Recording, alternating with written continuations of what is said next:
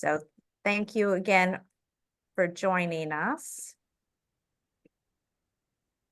I'm Martha Malinsky. I'm the Executive Director of the Association of Colleges of the Sisters of St. Joseph. And so excited to have you all here with us today. So just a few housekeeping notes, a gentle reminder to mute yourself and that the presentation will be recorded. We expect the presentation to last for an hour, and we intend to provide time for questions during our time together. So again, thank you for being here today. I'm Martha Malinsky, Executive Director of the Association of Colleges of the Sisters of St. Joseph. The association draws together our 9 colleges and universities founded by the Sisters of St. Joseph to really articulate and further the educational mission and legacy of the Sisters of St. Joseph. And today I'm pleased to have Dr. Ryan Murphy, Assistant Professor of Sociology at Chestnut Hill College, with me today to provide some reflections on integrating the charism into his teaching, research, and ministry. Dr. Ryan Murphy holds a Ph.D. in sociology from Temple University, and his research focuses on structural inequalities in the Catholic Church, with particular emphasis on how women religious respond to gendered constraints in the day-to-day. Dr. Murphy has published numerous articles on women religious and the Sisters of St. Joseph of Philadelphia, and he is also an associate. Last June, I was pleased that Ryan, along with 2 other staff members from Elms College and the College of St. Rose, were able to join me and Sister Joan Lashinsky and accompanying 17 students on a pilgrimage to Le Puy. And while the primary goal of the pilgrimage was very student-focused, with deepening students' knowledge and understanding of the charism, with the goal of bringing that back to their home campus, each trip participant was a pilgrim, no matter what their position. And so I think that holds true for not only Ryan, but also myself as a trip participant. And so it's an honor to be able to travel to Le Puy and to dig deeper into the charism. And so I'm so pleased that Ryan has joined us today to share his reflections on the pilgrimage, what he learned, and how the pilgrimage has impacted his teaching, research, and learning. And so with that, Ryan, thank you again for being here today, and I'll turn it over to you. Thanks so much, Martha. That was a very generous introduction. And thank you, everyone who's joined this afternoon. I hope that this is a good use of your time, and I really do look forward to sharing about my own pilgrimage experience and how it continues to shape what I do at Chestnut Hill and hopefully how I live my life. So I'm going to do the awkward pivot where I share my screen, and then we will get started.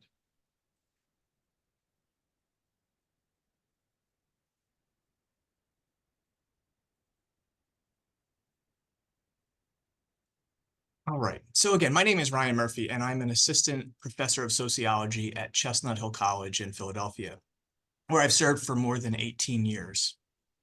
And I'm grateful that my academic interests often intersect with my life as a professor, as much of my scholarship is focused, as Martha mentioned, on women religious and how religious sisters navigate the gendered spaces, both in the Catholic Church, but also in secular society. And I'm also, as Martha mentioned, an associate of the Sisters of St. Joseph, as is my wife, Krista. And I'd like to think that it makes us better parents to our son, Liam, who is 10 years old, and also better partners for each other.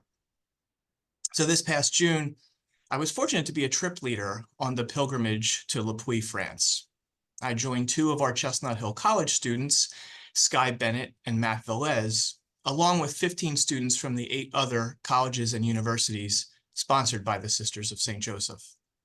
So what I will offer this afternoon will be a little bit different than a traditional academic presentation. Instead, what I hope to do is share my own pilgrimage experience and how it continues to shape my teaching in the classroom, my ministry on campus, and my academic work.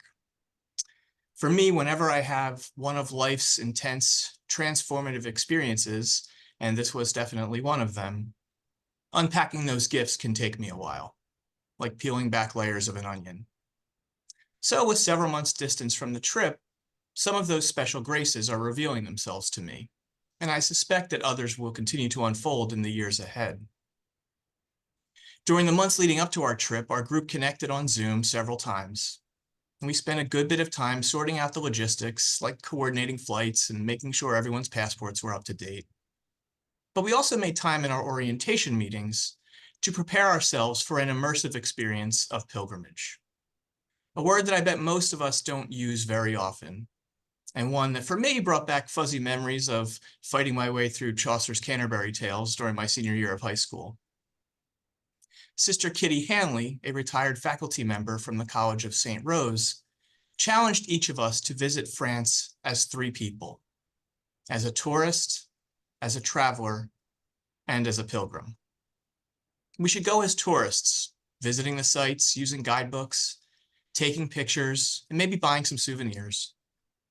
But then we should move beyond the superficial, temporary nature of tourism and try to have a richer experience as a traveler. Travelers are learners. Travelers immerse themselves in the culture. They try to speak the language, eat the local food. A traveler might walk past Starbucks and look for a slower caffeinated ritual in a local cafe. As travelers, we could be deliberate in our efforts to connect with local people in a deeper, less transactional way. Third, and perhaps most importantly, we should go to France as pilgrims. Pilgrims travel light, with their hands and hearts open to surprises and graces. Pilgrims notice these in the people they meet, and they're attentive to God's gentle whisperings in the everyday. Pilgrims are in motion. Pilgrims move toward a goal, where the journey is often the destination. Sister Kitty's words resonated with me last April and seem even more relevant since I've returned from Le Puy. In the time since I've been back home, sharing stories and, of course, boring my friends and family with countless pictures, I've reflected on where I noticed the grace-filled moments in Le Puy. Many of us here this afternoon know something about the Sisters of St. Joseph history, and some of us know a great deal about it. I was ready to fill my own memory with my first-hand images of places and things that I'd heard about for years: the kitchen, the cathedral, the lentils, the terracotta roof buildings, and of course the lace. What I was not prepared for, though, was how my own movement as a pilgrim, literally each step that I took every day moving about Le Puy, sometimes with fellow pilgrims, other times by myself, how those steps would transform me and my connection to the legacy of the Sisters of St. Joseph. So as I mentioned at the beginning of the presentation, I'd like to do something a little bit different than a straight lecture presentation. If you're comfortable, I hope you would join me in what I hope to be an immersive virtual pilgrimage experience this afternoon. Accompanying me as we walk the steps together, and I share some images and reflections on my experience. I snapped all of these images on my iPhone, so you'll see exactly what I saw. I'll describe the scene, and then pause in between each one for a brief moment of silent transition. So as much as you're comfortable, I invite you to maybe close your eyes for a moment and take a few grounding breaths as you try to compose yourself, not wherever you find yourself in this mid-March afternoon, but instead in the south center of France in June 2023.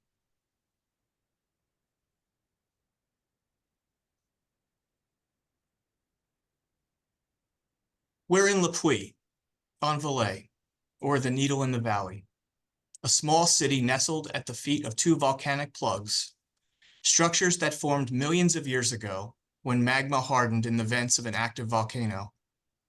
Your eyes immediately move up, following that volcanic rock skyward. At the top of the one on the left is the statue Notre Dame de Le Puy, while the one on the right holds the chapel Saint-Michel. The 10th century chapel is an engineering marvel, yet it also springs forth from the rock in a natural way, as if this breathtaking stone structure had always been part of the mountain. It just had to be revealed by the hands that formed it. We decide to climb the steps to reach the top, all 268 of them, carved right into the rock. The ground underneath your feet is slick, thanks to the misty rain that has greeted us off and on all morning. There are no guardrails, and the few railings attached to the rock seem distressingly insufficient. It strikes you that climbing this structure this way would likely never be allowed back in the US.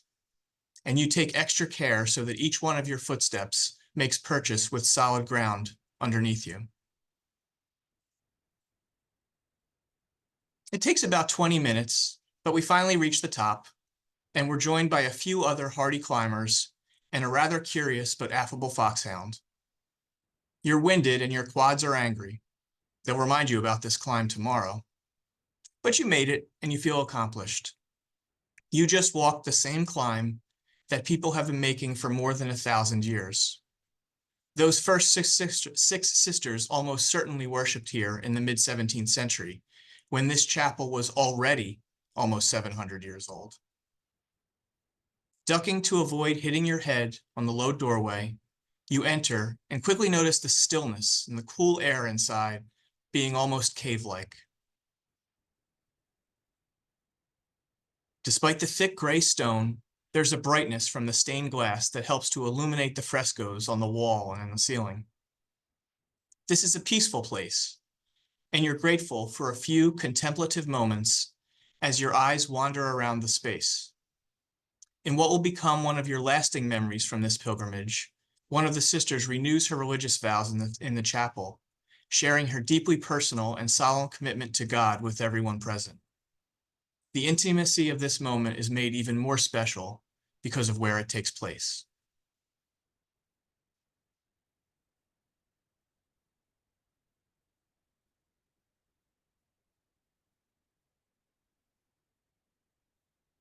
The next day, we're visiting the kitchen. Yes, that kitchen, with the fireplace, the Circle the City with Love kitchen. The image that we've all likely seen dozens, if not hundreds of times.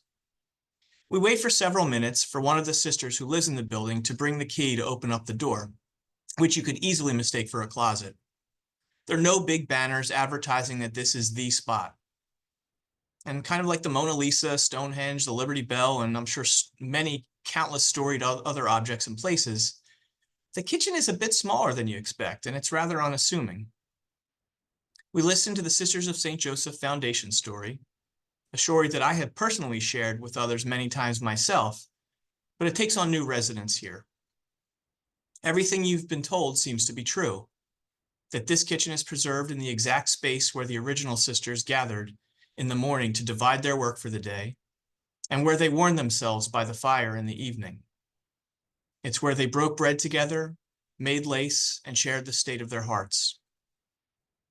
It feels like we should spend more time here than we do, but as with the founding sisters, this was a restorative space for contemplative prayer, but not one where they would be confined. Their mission called them to apostolic work, lived in the ordinariness of the everyday, with and among people. And so we don't linger more than a few minutes, just enough time to snap a few pictures and a quick video, and then we move back out into the drizzly streets of Le Puy.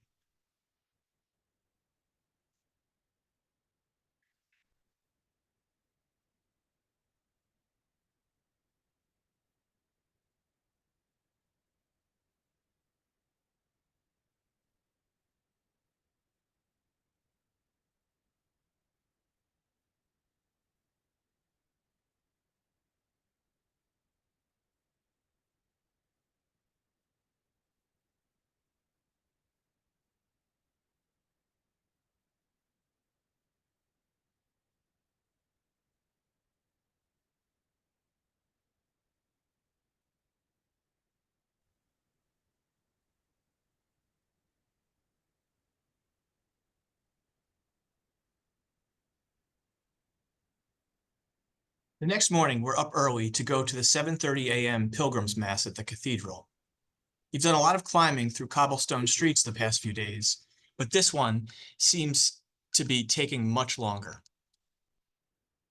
It's a demanding walk up to the highest point in Le Puy, and you think that maybe the work it takes getting up the steep street to the cathedral is itself a sacred ritual, a liminal space where you separate from the human concerns below and prepare yourself for an experience with a higher power.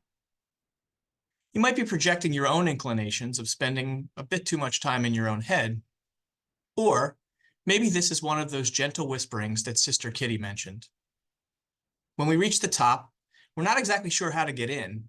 The obvious choice, the grand doors on the west front that you can see in this picture here, are locked. We wander around the building trying several other doors, but nothing. Sorry, someone keeps trying to call me.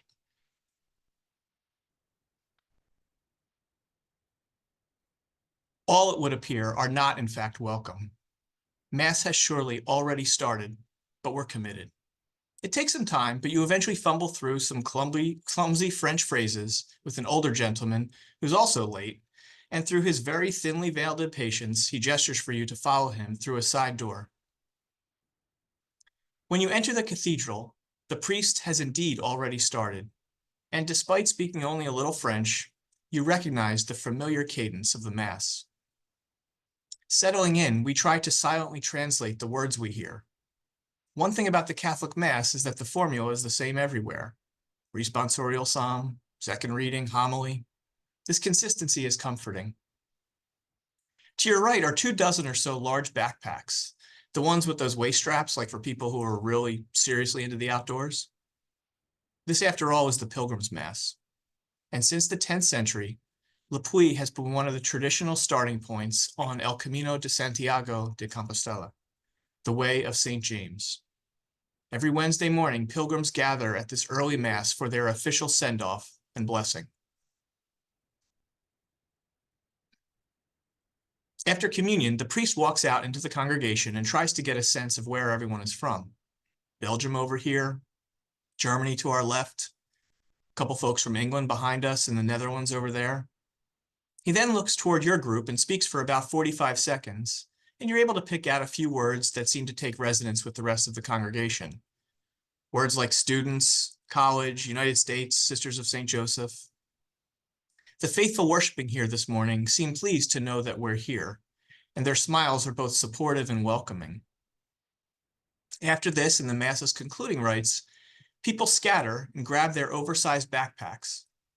Some folks hug each other, and over the hum of chatter in this cavernous space, you hear more than a few people wish each other bon camino.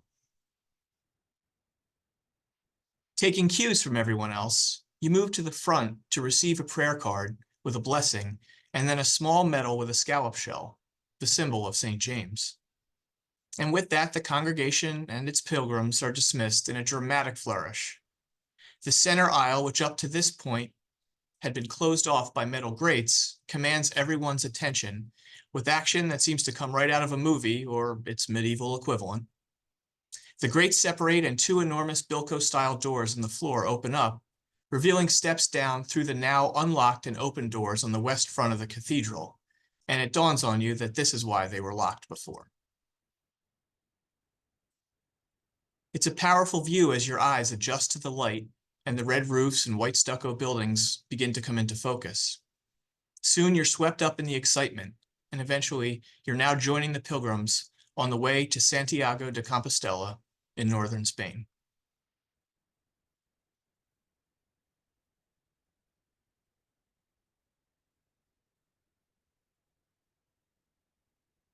So we're on our way, but we don't know where we're going. The consensus seems to be to just follow the crowd. After a few blocks, the group of pilgrims thins considerably, people dropping off here and there into cafes and shops or maybe back to their hotels. 10 minutes later, there's just a core group of 5 of us left. A few months ago, you casually mentioned to the planning group how much you were looking forward to walking some of the Camino. Obviously not all the way to coastal Spain, but at least a few miles in and around Le Puy. Present-day you questions the wisdom of former you, because you're now the de facto leader, guiding 4 students on a legendary 1,000-year-old pilgrimage walk that you have no experience with, in a place you've never been to before and where you have little command of the language. What could possibly go wrong? Half an hour later, we're beyond the Le Puy city limits, and the cobblestone streets have given way to a gravel path through a bucolic French countryside. The clouds are even parting, and the sun's rays are quickly warming the air. One of the members of our group passes around some sunscreen for everyone to share, which becomes increasingly necessary. You walk with determination and try to speak with confidence about looking for those scallop shells. That ancient symbol of St. James will surely keep us on the path. But deep down, you're not even sure you're convincing yourself that you have any idea what you're doing, let alone the 4 students. Another hour goes by and one of the students checks the step counter on her watch and tells us that we're about 1.5 miles into our walk. We decide as a group to continue 3 miles out and then turn around, so making our short stint about 6 miles or so on the Camino. Everyone likes this idea, and we press forward on the same ground that pilgrims have walked for a millennium. The crunching gravel under your feet is hypnotic, and you meditate on this moment and how you're filled with an overwhelming sense of gratitude to be here with these 4 young people who are no longer strangers. You can't quite name it, but you're in the midst of something very special. Indeed, this is one of the most memorable moments of your life, and this is not an exaggeration. All 5 of us seem to intuitively know that each one of us is feeling something quite similar. There's also a peaceful ease in being together and not needing to fill every moment with conversation, where the birds chirping and the rhythmic steps under our feet are the only sounds that interrupt the silence. The unspoken glances and smiles communicate all that we need to this morning, and we're content to just be in this moment, to be here, now.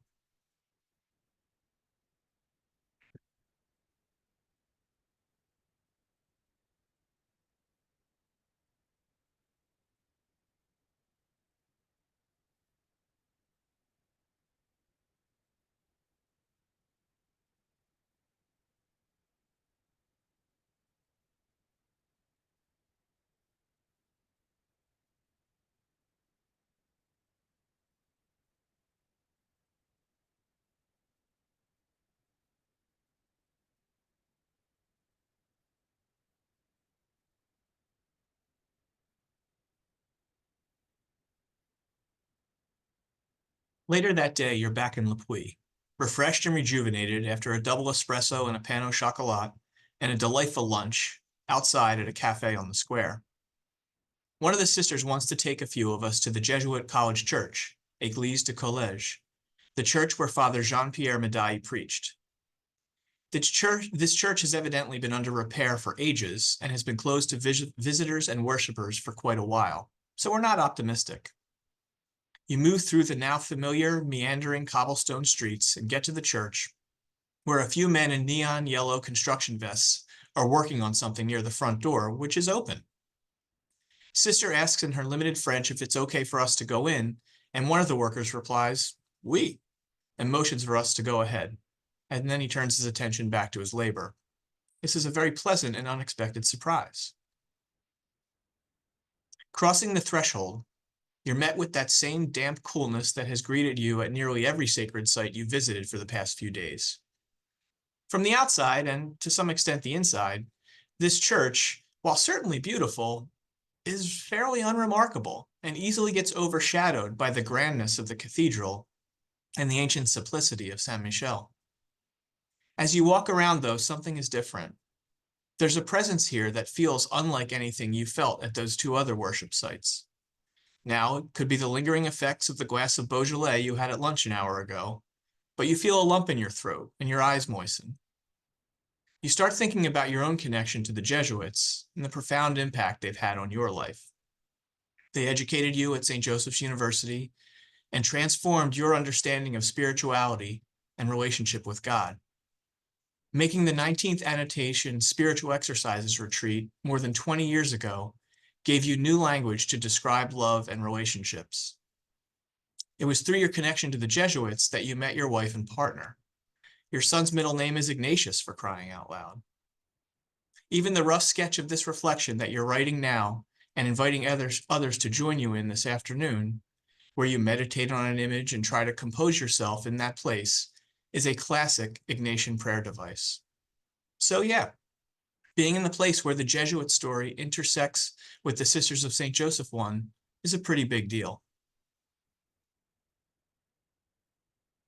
We walk around looking at the various altars and artwork, and you spend the remaining minutes that you're there thinking about Medai, an itinerant preacher from a bourgeois family who was the first sister's spiritual guide. You've always been hesitant to call him the founder of the Sisters of St. Joseph, that feminist in you uncomfortable with giving one man a bit too much credit for beginning a tradition left to us from Marguerite, Claude, Françoise, and the three Annas. But at the same time, what if his Jesuit superiors in Rome listened to those escalating concerns coming from France about Medai's, quote, extraordinary undertaking? What if they decided that they'd had enough of his, quote, astonishing actions and recalled him? Put another way, what if he caved to the pressure or just didn't believe enough in the mission? What if this was all too much trouble, or if he turned his attention to other interests? Is it too much of an overstatement to say that without him and his steadfast support for those first 6 women nearly 400 years ago, you wouldn't be standing here today? Would we have the little design, service to every kind of dear neighbor without distinction? The countless numbers of halls and buildings on our campuses with storied names like Fontbonne, St. Joseph, Medai? The college where you've chosen to have a career? Like it or not, the initial stirrings of this religious community needed recognition that at the time could only be legitimized through male clerical support, first through Father Medai in the mid-1640s, and eventually from Bishop Henri de Maupas in 1650. Before leaving, you turn back once more to the altar and imagine all that this ordinary man would never know, and think about how his yes, the original 6 sisters who said yes, and how tens of thousands of Sisters of St. Joseph, associates, and partners of mission since then have said their own yeses to carrying this mission forward. How it continues to unfold itself and shape our experiences on our college and university campuses, from how we teach our students to how we work for more genuine, just relationships. Imperfectly, for sure, but always moving toward a goal of unity without uniformity, diversity without division.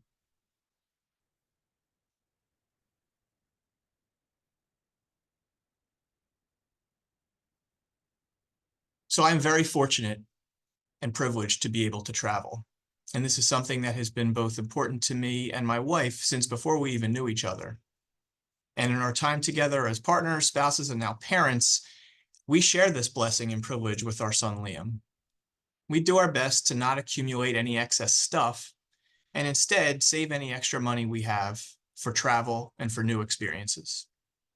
For us, traveling isn't about vacation necessarily. It's rarely relaxing, but it does involve a good bit of pleasure. Put simply, traveling is fun for us. It helps me to learn about myself, new languages, new sights, new smells, tasty food.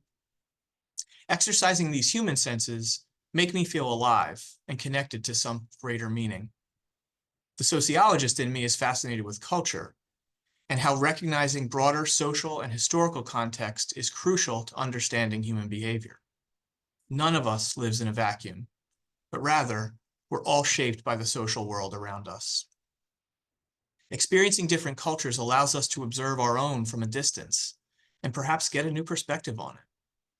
New experiences like traveling also have that unique ability to slow down time. As we get older, time's going by much faster, as cliche as that sounds. And neuroscientists tell us that one way to effectively slow this phenomenon down is to seek novelty. When we have new experiences, our brains are imprinted with more memory, and all these new memories enhance our perceptions after the fact, making new experiences seem longer than they actually were. This is why, when you drive somewhere for the first time, it always feels like the trip getting there takes so much longer than the one coming home. So, like lots of other 40-somethings going through the occasional crises of midlife, I actively seek out new things to both challenge myself and my understanding of the world, but also to hopefully be more present to each moment and each person. This pilgrimage was one of those experiences for me. I've led many student service and immersion trips in my more than 20 years in higher education, and the dynamics of each group is always different. Sometimes the group clicks. Other times it forms cliques. This group of pilgrims was definitely the former. They were supportive of each other, they were reflective, and a genuine, pure delight to be with. As I continue to unpack the 6 days that we spent together, I don't know that I could put my finger on one particular moment that stands out as the highlight, but instead, it's revealed itself as a patchwork of memories that all awaken similar feelings of intense connection with people and with the divine. For me, this was most clear when I was in motion, walking, climbing, crossing thresholds, finding shelter from the rain. The steps I took each day connected me with the present moment I was living, the here and the now, but also slowly revealed those gentle whispers that have touched pilgrims for centuries, uniting one another across distance and time. So as I think about this experience and reflect back on how I am not just a teacher and sociologist anywhere, I'm one here in Philadelphia at Chestnut Hill College, an institution sponsored by the Sisters of St. Joseph. Our city, like many of the places where I suspect you folks are joining us from today, is plagued by many tragedies in our time. Social sins, gun violence, income inequality. Additionally, times are, of course, increasingly challenging for those of us in higher education. This is no secret. And small, private, liberal arts colleges are in an especially precarious position. The landscape is changing and will continue to change. We've likely all heard or been part of conversations about the diminishing presence of sisters on our campus. Perhaps some of your schools no longer have any sisters in active ministry, and what all of this means for our institutions. Personally, I find that those conversations are too simplistic and unhelpful and miss a greater underlying point. I like to remind myself that all of this began with just 6 women, so numbers really aren't all that useful of a comparison. It's the mission, the charism, obviously, that animates the work we do. It's what sets us apart from our competitors, and though they may not use the language to articulate it, I truly believe that the students we serve are looking for what we offer. Whether they spend 2, 3, 4, maybe 5 years at our colleges and universities, I believe that they leave changed. They live and speak this mission out in the world, a world that desperately needs it. And borrowing language from the Ignatian tradition, I like to think that our students enter our campuses through their doors, but certainly leave through ours. We are not perfect people and not perfect institutions. We're all works in progress. But we are special places filled with dedicated and caring students, staff, faculty, and administrators. So I try to distill my connection to this mission and charism down to its most fundamental element. For me, that's a focus on sustaining genuine relationships. Many years ago, I heard the phrase, quote, "To be a sister of St. Joseph is to be about relationships." And that stuck with me. I'm not a sister of St. Joseph, spoiler, but I am a partner in mission and I am an associate. So I translate this to nurturing meaningful relationships with my students in the classroom.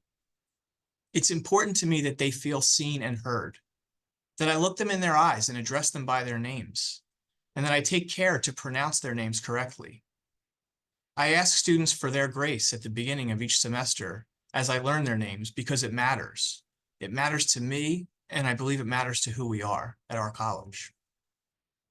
I sincerely mean it when I explain to my students that I view my role as a sociology professor at Chestnut Hill as a vocation, that I am able to be the best version of myself and who I believe God wants me to be in this world when I'm in the classroom working with our students. Again, some distance away from perfection for sure, but always striving to be a better version of myself and more authentic. I'll tell prospective students and parents at open houses and events like that if they're looking for a classroom where you get lost in the back of a lecture hall, we're not your school. I'm going to notice when you're there, and I'm really going to notice when you miss class. This is how I live out our institutional commitment to educating the whole person and in the Sisters of St. Joseph and their commitment to service to la prochaine, every kind of dear neighbor without distinction, from whom I do not separate myself. Of course, I care that my students learn the sociology course content, but I care much more deeply that they're able to think critically and understand their place in this world and their interconnectedness to all of humanity. that our life circumstances and locations and our social positioning shape our decisions and our view of the world. And what I hope is that they're able to bring this sociological analysis, informed by the mission and the charism of the Sisters of St. Joseph, into their spheres of influence after they leave our halls at Chestnut Hill. Thank you very much.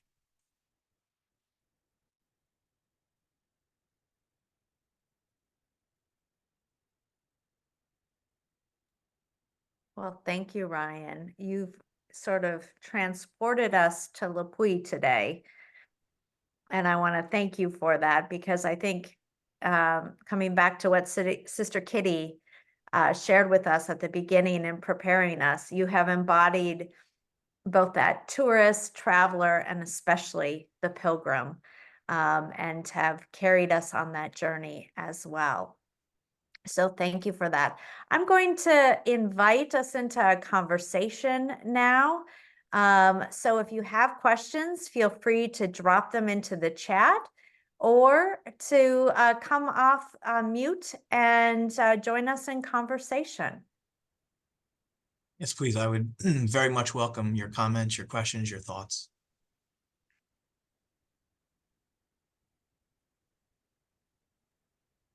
Well, Ryan, I got to be blessed by traveling with you last summer, and you know, what an amazing experience. And you have captured the essence of in pictures of what it might look like, but truly have tapped into the spirit of who the sisters have been and hope to continue to be in the future. And, you know, as a sister of St. Joseph, our future lies with you. And not you alone, but you, the universal you. And that's how the charism will live as religious life continues to unfold and transform into whatever it will be in the future. And so thank you for captivating presentation and for capturing the true spirit of who the sisters are. You know, I look at you, and I got to talk with you and walk with you, and I think you could be a sister of St. Joseph. Thank you, Sister Carol, for those very kind words.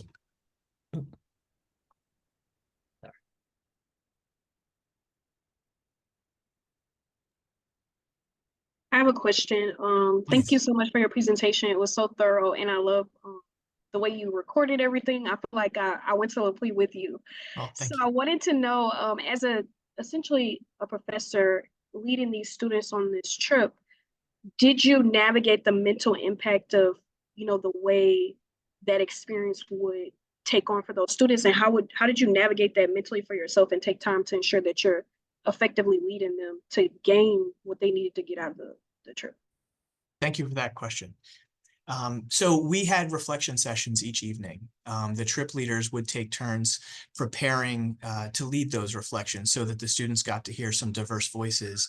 And I really mean it when I say how genuine and supportive each of the students were in holding each other.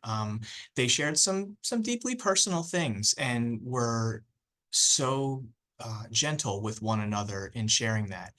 So of course, as leaders, we had certain things that we wanted to make sure that their attention was called to. But after a while, I was able to just be pilgrim, because the students were able to kind of pull those things out with us having to even bring it out first. But the reflection was critical. So that, yes, obviously it was fun. We saw a lot of great things and snapped pictures and had some wonderful food.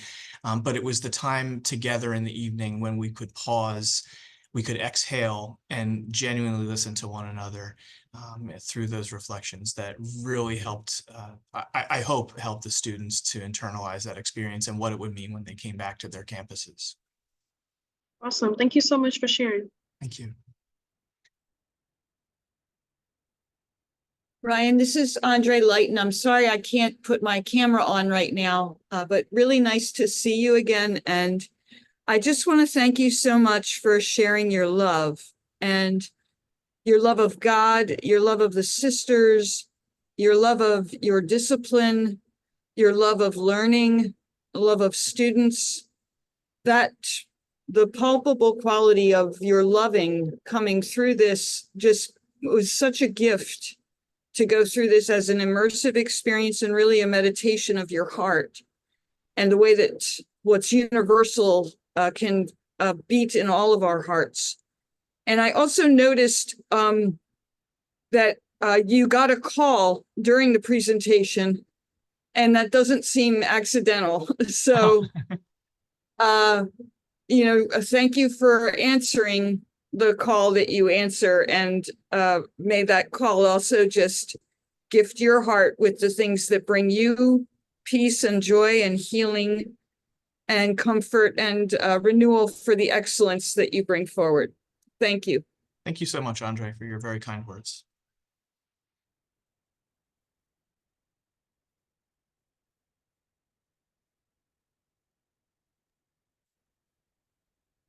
Other comments or questions from the group? I know you're getting a lot of kudos here in the chats. It's very nice. Sister Joanne.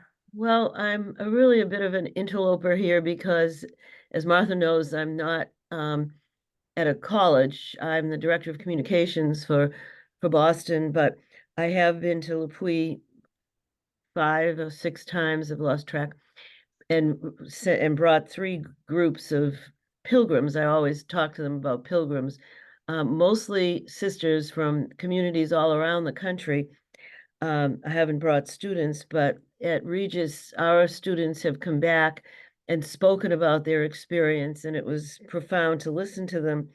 And something that you said that I think has been in me for a long time, but I don't know if I've expressed it, is that, our first sisters went out where the sisters before them, this is not new learning for me, but just how it impacted me as I listened to you. They were not cloistered, and that was breaking boundaries. And now, as we're in our schools and colleges, we're, as you as an associate and others as agrégés or partners in mission in other ways, are doing the same thing, breaking the boundaries that our first sisters broke.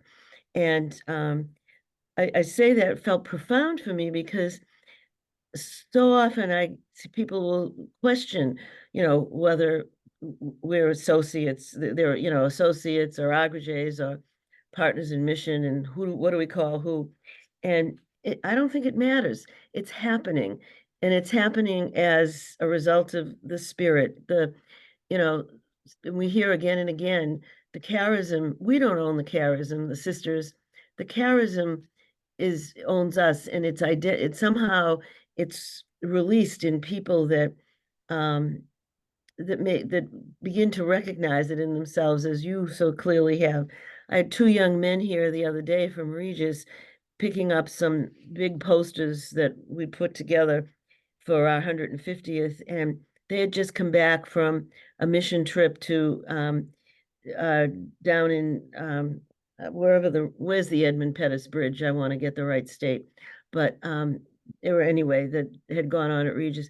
But there was something in them that they had caught. The charism had been released in them, and I think that's what's happening in these trips. And to be able to bring people to Le Puy, I would go back tomorrow if I had the chance. And so I thank you for everything you've done, and for that awareness that, yeah, we're doing the same thing as our sisters did in 1646 or whenever it was that they started to venture out into the streets of Le Puy. Thank you, Sister Joanne, for those comments. I'm also super excited. My wife is going to get to go to Le Puy this June. So I look forward to being able to share that experience with her, because obviously she's seen a lot of my pictures and heard the stories, but I look forward to hearing about her experience walking those same steps. So that's exciting for me on a personal level. That's wonderful. And if I'm correct, that's with the U.S. Federation of the Sisters of St. Joseph. That is correct. A trip available. It's wonderful. Well, any other comments, questions?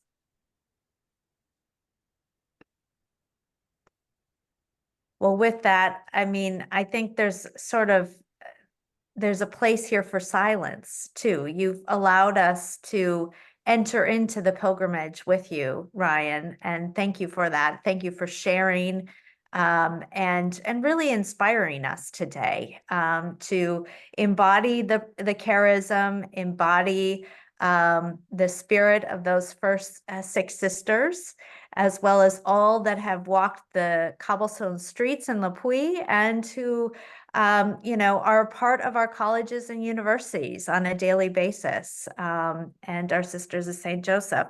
So thank you so much for sharing with us today. I want to just share with the group, that I think it's very fitting that we're here today, though at the end of National Catholic Sisters Week, although that's a week that we probably celebrate each and every day, as well as within the context of Women's History Month, and for us, the upcoming St. Joseph's Day, Feast of St. Joseph's Day. So next week, I want to invite each of you to join us for infusing the charism into the curriculum. We will have a panel conversation on March 18th at 12:30 Eastern, 11:30 Central, 9:30 Pacific. And 2 faculty members, along with Sister Carol Allen, will kind of reflect on the charism and share about how they've been able to integrate it into their courses. So, Ryan, I think you've gotten us started here today with, that conversation and hearing more about how you've been able to incorporate it into your classrooms has been wonderful. So let's give Ryan a round of applause and have a great rest of your day, everybody. Thank you for joining us and be well. Thank you. I just Thank you, want to Ryan. acknowledge one question that just popped up in the chat, Martha, from Brett. Oh, If yeah, I could do that yeah. real quickly. Yeah. So Brett asked if the students' religious diversity or their non-religiousness had any impact on how the experience progressed or developed. And I will just say that, like students on all of our campuses, they're searching, and they're on a very broad spectrum of where they are in relationship with God, questioning and seeking. And I just think that they held each other in that space. Some were very open about where they were in relationship with the higher power or creator, practicing every day, and others not so much, but they were just so attentive to each other's kind of individual relationship at that moment. So I would just say that they were really open about it and in their own seeking, which is not uncommon from what I experience, and even in the classroom here. And I suspect, based on your gestures, Brett, that that's the same at your campus as well. So thanks for the question. Thank you again, everyone, for your time and your interest this afternoon. I really enjoyed it, and best wishes on your spring. Thank you. Have a good day. Be well. Bye-bye.